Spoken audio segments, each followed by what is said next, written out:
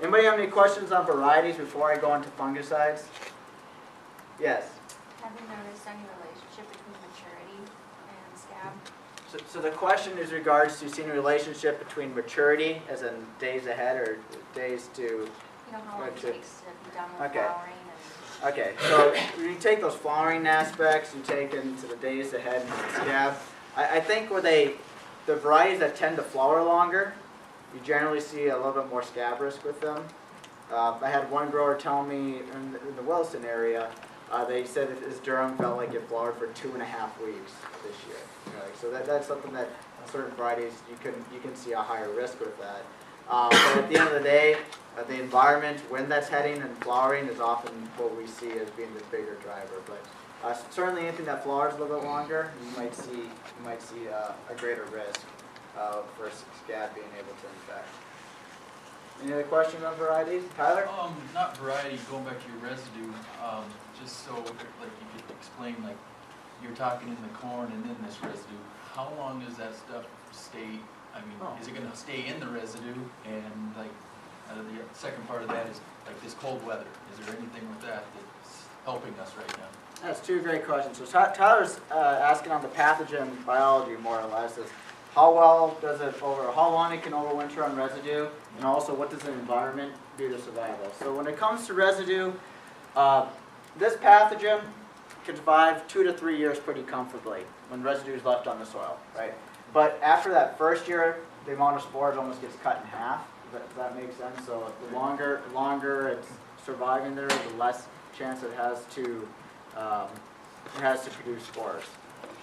So when it comes to how long in your field, probably expect 2 to 3 years. So that's where rotation comes in. But as I mentioned, what you're doing in your field, maybe across the road, may be a completely different story. So there's always a scab type of inoculum source. And don't think of it as that your neighbor's creating problems for you, but it's just the dynamic of this disease. The pathogen can survive everywhere. Now when it comes to what does environmental conditions do, it has a great winter jacket. It can survive our winters. It's been surviving here since back in the early 1900s when they started documenting scab. So really, the environment doesn't have much to do with it. And actually, the more snow cover you have on it, it's like anything, it's an insulating layer too. But two very good questions. I mean, this pathogen is very adapted. It likes our state. It's here to stay. What about alternate residue like soybeans? Does that break up the non-cycle at all? Yep, good question. So the question pertains to other types of crops in the rotation. So what I consider non-hulls, a lot of your broadleaves, so your soybeans and dry beans. Certainly graminearum can survive on some of the pulse crops, some of the root rots. I know they've been isolating some Fusarium graminearum from that, but it's not as high as a potential as like cereal residue is. So any type of crop rotation, I mean, it just come really into play not only for scab and avoiding on corn and the wheat on wheat type of production practices. So tillage versus non-tillage. So, you know, you get done with your corn, you go in, you distrip it versus not. Is it survive longer in the soil, when the residue in the soil, or less? So the question pertains to tillage and the survival of this pathogen. So anytime you incorporate residue into the soil and it has with the pathogen, so think of it that corn residue when it had those black pepper grains on it, you till that into the soil. Not only you're breaking up that residue as it's going into the soil, where it's going to decrease the chance of that pathogen using that as a food source, but you have all those beneficial soil microbes. They're also decomposing that residue over time, and that's lowering your risk of scab. And the other thing too is if you get these fruiting bodies below the soil, they can't geyser up. I mean that's the physical barrier to prevent it. Is it 100% effective? No. I mean it's not going to get rid of your scab problems, but tillage is one thing that got heavily employed after the bad scab epidemics of the 93 to 97 on the east side, is the amount of tillage that rose just to help reduce some of the residue. Not always the most practical for everybody when it comes to the production practice, though. Right, so that'll suppress it, but will it? Is it still just sitting there waiting to come back to the surface next time you work the ground? So that's a great question. So regarding to once you work the ground, maybe bring the residue back up. If it's hardy enough, like going back to Tyler's question, it can last for 2 to 3 years. It can go dormant. So when you bring it back up to the soil surface, it's not going to be as, what I call, youthful in a sense, as it would be just sitting there year after year, but it still has a chance of releasing spores. Any other questions on that? Any idea on how much infection is caused by the spores that are on the residue of that existing crop, and how much infection comes in windblown? Another very good question. As far as spore sources, is it more, percentage-wise, what is more likely from within the field than from something coming in and out? I don't have a hard answer for you on percentages, but I always think, what's the path of least resistance? If you have that residue, say if it's corn residue and you put wheat into it, and these spores are getting released, it doesn't have to travel very far for it to infect a head. Or if it's coming from another field, you get a couple updrafts, you get some other physical barriers, it's less likely, but it still can be a source. So anything within your field is definitely a greater risk of inciting infections, but that being said, you know, there's several examples where, you know, you may not have put wheat on any type of cereal crop for 3 years, you still have a scab problem. So I mean, that there's still an abundance of inoculum floating when the environment is conducive for it. So it's a good question, but as far as percentages, I just treat it as, you know, it will help, but it's not going to cure it. Any more on cultural varieties or anything like that before fungicides? Okay, these are good questions. I like this. This is great. Question. What about aerial then for scab suppression? Another good question. So the question refers to on aerial application versus, I'll just compare aerial versus ground. I didn't dedicate a slide to it, but aerial application does work. But our recommendations is try to get that water up to 5 gallons per acre. And there's going to be a lot of, I ask for 5, I get 1, you know, type of thing. I understand that.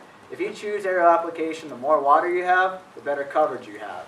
And as I just mentioned with the fungicides, if you think of it that way, that's where it's your best friend. With ground application, I would say you have your ability to control how much water is out there. Certainly it might take a few more time. You may not be equipped with it. But if I have a choice between, if I can make either a ground or aerial application, I tend to always recommend a ground application knowing that you have more coverage. But not to say that aerial application can still work, but it is really important to get as much water as you can out there with it to increase your coverage. The last couple comments I have is probably a very pertinent question. What do I do with all this high Don seed? Good question. And I'm just going to touch on 3 things. One thing I say is separate it at the time. If you could, keep your good crop with your good crop, your poor crop away from it. Certainly you could do the blending game where you could try to hedge your bet, so they call, but you could it's a risk reward type of analogy there, and you could get by with it, but at the same time you could compromise a really good seed lot. I get questions on cleaning, and cleaning can be really effective. If you do have a lot of scabby kernels, unfortunately when you have these late season infections where you don't see those scabby kernels, they don't clean out as well, right? Because when you use those gravity tables, it's all based off kernel density. Some trials that they did based on cleaning seed, this is done a long time ago because I think the market, they have 320 wheat in here. I think it was done about 15 years ago. But it was really showing this was a very high scab lot, had 8 parts per million of Don. After they cleaned it out, it got down to 0 to 2 and it was able to be marketable again. Cleaning can help, but it's not always going to give you probably the best results. There could be a lot of variability with it. Depends on the type of scab infection that you have. When that pathogen came in, if you have a lot of tombstone kernels, the white chalky kernels, that's when you can really clean out and get rid of the worst and keep the best. But it's not always, may not be able to even get down to levels low enough. So that's about all I have on cleaning. But it's just something to keep in mind. Question in the back? I've been hearing a lot on guys getting samples taken, and there must be, is there 2 or 3 different tests for testing for Don? And they're getting different numbers per test, and it's really frustrating them. Okay, so the question is on Don testing. When you take it in, and what level is, or which one should you be trusting?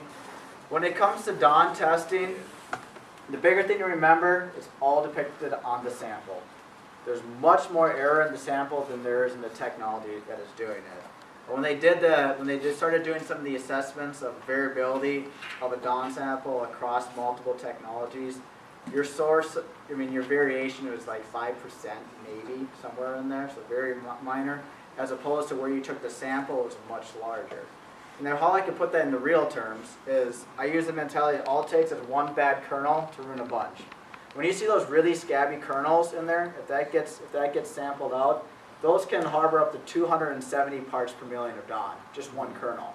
So of course it's you blend it with everything else, that's how it gets reduced, but it really comes back to the sample.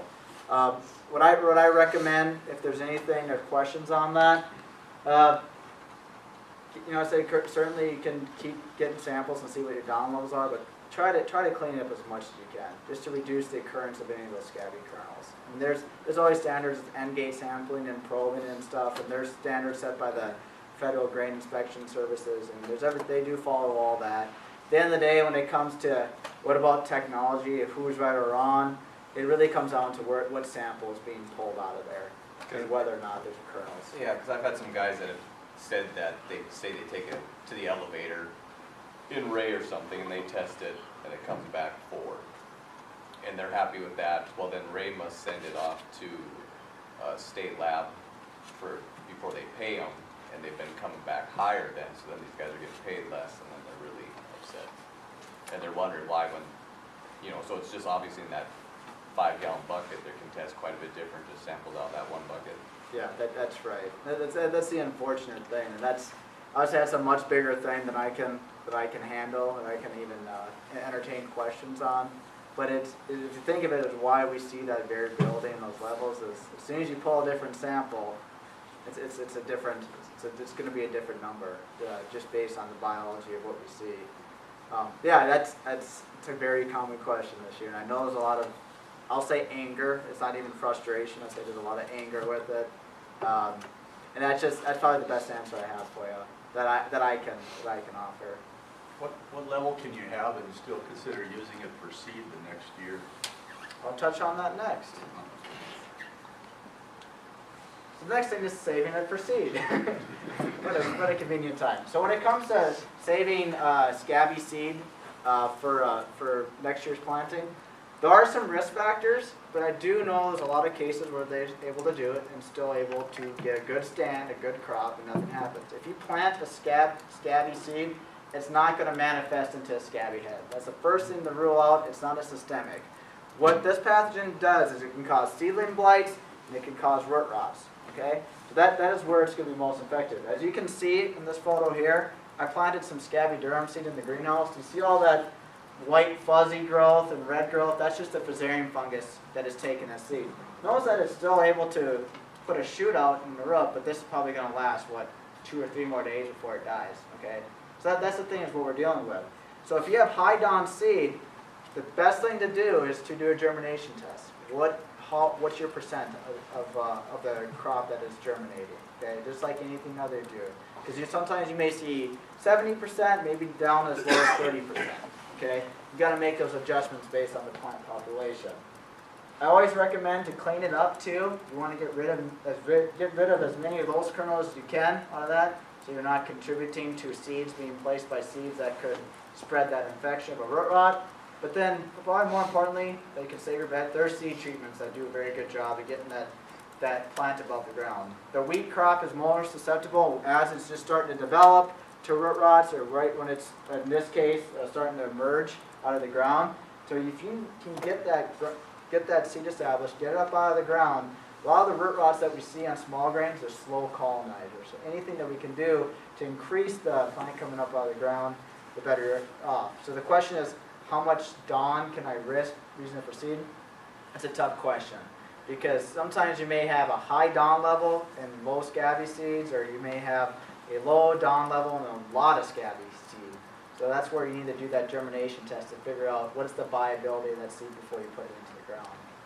So Question. If you're trying to get off to a better start, if you're planting Don or seed with Don levels, is it better to wait till it warms up in the spring better so it comes out a lot faster than your seed sitting in the ground for 2 weeks before it sprouts? So the question is, as far as seedbed prep, when putting this into the ground, and it's a yes and no thing. I mean, yes, if you can get that crop above with all the healthy seeds above the ground quicker, that's sort of recommended. But oftentimes those conditions are sometimes conducive for pathogen itself.